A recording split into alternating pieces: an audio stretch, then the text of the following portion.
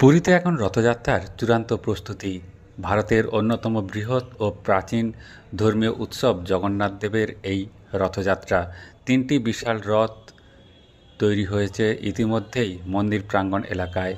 নন্দীঘোষ যা জগন্নাথ দেবের, তালধ্বজ যা বলরামের এবং দর্পদলন যা সুভদ্রার রথ, এই ৩টি রথই তৈরি হচ্ছে এবং যা দেখতে ভিড় জমাচ্ছেন বহু দর্শনার্থী।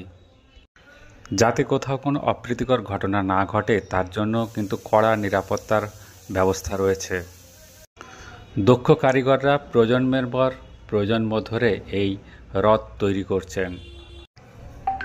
প্রায় ১২০০ ঘনফুট কাঠ, ৮০টি চাকা, রঙিন কাপড়, ঝালর, পতাকা ও ধ্বজা পতাকায় সাজানো হচ্ছে প্রতিটি রথ। পুরীর জগন্নাথ মন্দির কর্তৃপক্ষ রথ নির্মাণের প্রতিটি ধাপে নজর রাখছে।